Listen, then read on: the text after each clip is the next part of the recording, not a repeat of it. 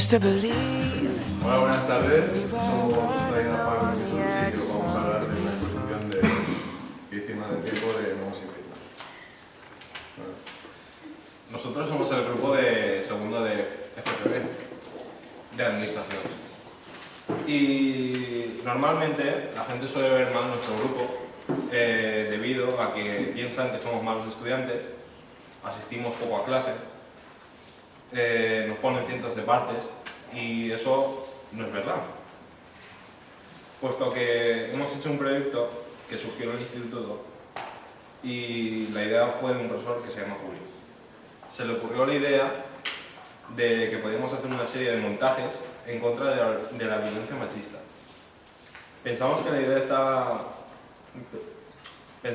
la idea de este proyecto era buena porque tenemos que tratar de evitar a toda costa la violencia machista y concienciar a la gente de que está mal. Los montajes en total son 11 y tratan de distintos temas de violencia, tanto como la visual, verbal, física y psicológica. Y lo hicimos con material reciclado. Al finalizar la producción de los montajes, dimos el trabajo por finalizado. Pero un día como cualquier otro, nuestro profesor Julio nos dio una noticia que nos hizo muchísima ilusión, que fue que íbamos a exponer aquí, en el Centro Juvenil La Torta, íbamos a exponer aquí. Después de exponer y explicar al público todo lo que significaban los cuadros y todo, organizamos un pequeño taller para que el público hiciese sus propios montajes y funcionaba muy bien.